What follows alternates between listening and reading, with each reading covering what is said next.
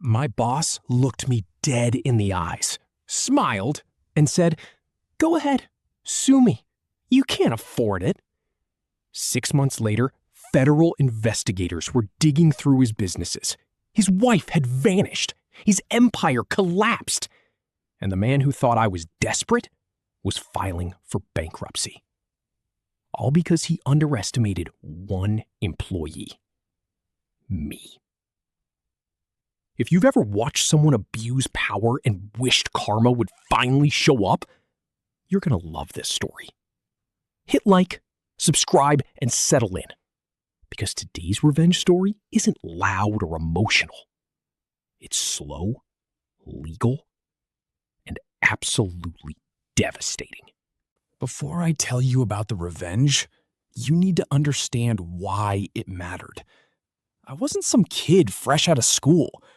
I was a military mechanic. I joined the military before I even finished high school. Late birthday, early enlistment. I just wanted purpose. I loved fixing things. Engines made sense to me when people didn't. Basic training was brutal, but simple. Work hard, stay quiet, save money. While other guys blew their bonuses on trucks and parties, I saved almost everything. I invested. Stocks, crypto back when people laughed at it. I even paid off my parents' house before I turned 25. Then came deployments. And Iraq. There are moments overseas that never leave you. The smell of burning metal, sand grinding between your teeth, the silence after an explosion when your ears ring so loud you can't hear your own breathing. I survived an explosion because of a friend who pulled me out before the vehicle ignited. That detail matters later. When I finally discharged, I wasn't rich, but I was comfortable. Even after a brutal divorce that split assets and drained accounts, I rebuilt quietly. I worked wherever I wanted. A good mechanic can make money anywhere. After a decade of drifting shop to shop, I decided I wanted quiet. So I moved to a small town, population small enough that strangers stood out.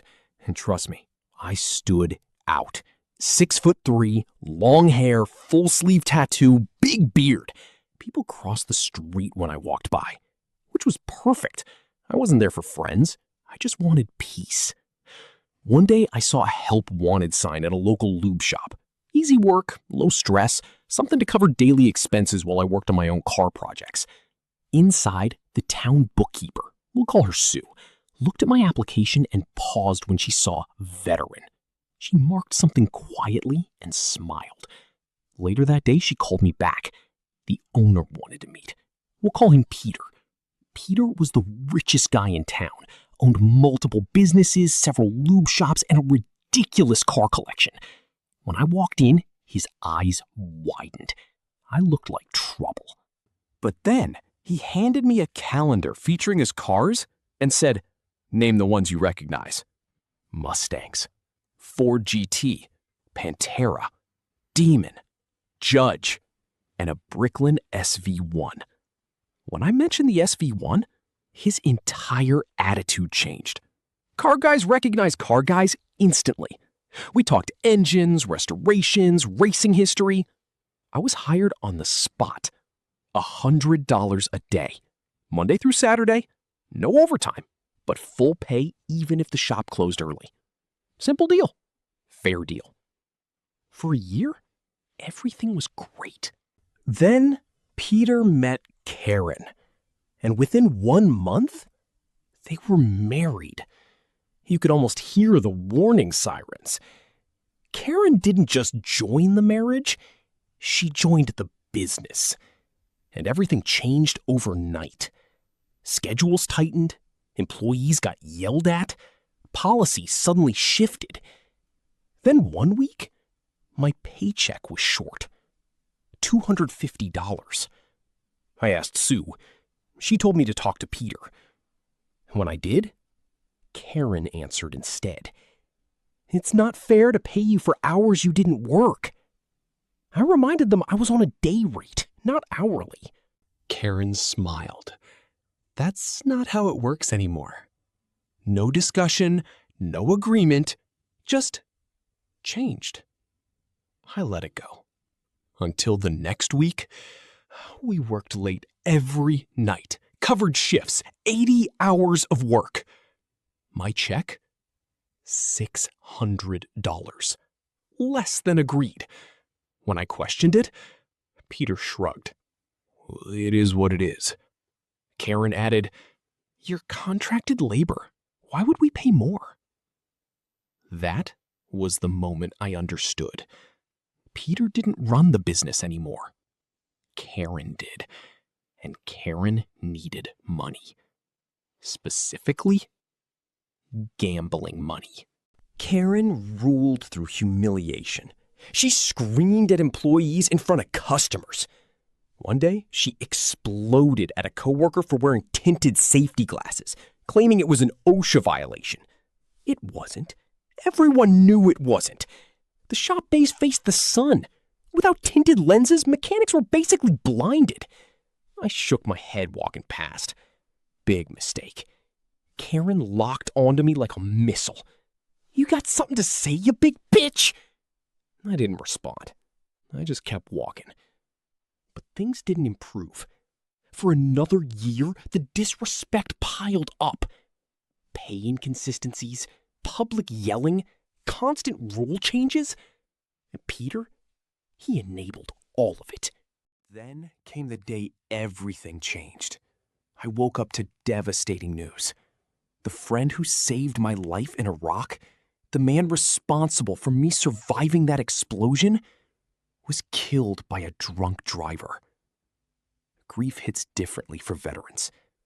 It's heavy, quiet. I went to work anyway. Told the guys I'd stay in the pit all day. No talking, just work. I needed the noise of engines to drown my thoughts. Then, Peter and Karen showed up. Karen stormed into the pit screaming, Peter, look at this mess! My pit was spotless. Her complaint? Oil filters stacked nearby so I could work faster. Something Peter had approved for years. Peter looked at me like I was a misbehaving teenager. Clean up this pigsty. I felt heat rise in my chest. Not anger. Exhaustion. I said quietly, Today's not the day, Peter. Just move on. Karen exploded. Peter snapped back. If you don't like it, you can leave. So I did. I walked out. And that single step started the collapse of his entire empire. The next day, Peter called me in. I expected an apology. Instead, he announced I was on 6 months probation, pay cut to $50 a day, travel pay removed. I asked if he understood what he was doing. Then he said the sentence that changed everything. You're lucky I pity you as a struggling disabled veteran. I had never told anyone about my finances. He assumed I was broke because of how I looked. Then came the final blow. Go ahead and sue me if you want. You can't afford it. Something inside me went cold. Not angry. Focused. Military focused. Because soldiers don't react emotionally. They plan. That afternoon, I hired a labor lawyer. $3,000 retainer. And the war began. I kept working, smiling, following every rule perfectly. Meanwhile, my lawyer built the case. Unpaid overtime, wage violations, unsafe work environment. We slow-rolled the process for 6 months. Let them think they had won. Then the papers were served. Right in their shop. Peter read the lawsuit. Karen screamed. Peter threatened violence. Karen fired me on the spot. And luckily for me, the process server recorded everything. They had just handed us unlawful termination on a silver platter. The next day, I opened my own lube shop and car wash. Higher pay, commission, respect. My former coworkers joined almost immediately. 15 employees total, all added to the lawsuit. 2 years of subpoenas followed. security footage, payroll records, 5 years of financial documents. Then, mediation began. Peter offered $50,000 total. Didn't even cover stolen wages. We declined. And then, karma arrived. During discovery, tax documents surfaced. Peter owned each shop as separate LLCs. Smart move. Normally. But he got greedy. He claimed a veteran employment tax credit for every shop.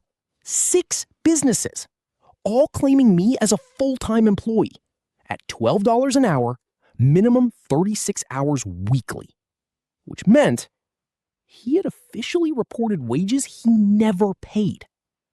Government fraud. My lawyer presented the documents. 20 minutes later, they came back pale. Settlement offer? $400,000 unpaid overtime split among us. Legal fees covered. Plus $20,000 per shop for unlawful termination. Back pay included. They demanded silence. We signed, we got paid, and walked away. But the story didn't end there. Somehow, those tax documents reached the IRS. Audit launched. Investigation opened. Tax fraud charges followed. I sold my shop to my coworkers and moved away. Months later, I returned to handle house maintenance. I stopped by a realtor's office. There sat Sue. She couldn't wait to tell me. Peter filed bankruptcy. Karen ran off with a casino boyfriend. His car collection? Gone. Sold off cheap. On my way out, I checked behind the building. And there it was. A safety green Bricklin SV1. One of the cars he once showed off with pride. Now, parked behind a realtor's office like forgotten junk. His empire reduced to leftovers. I never planned to destroy anyone's life. I just wanted fairness. But some people mistake kindness for weakness until consequences arrive. And sometimes the most powerful revenge isn't revenge at all. It's letting someone face the results of their own choices. If this story gave you chills, hit that like button and tell me in the comments, was this revenge or just justice? And if you love real stories where karma hits hard, subscribe now, because the next revenge story might be even crazier. See you in the next one.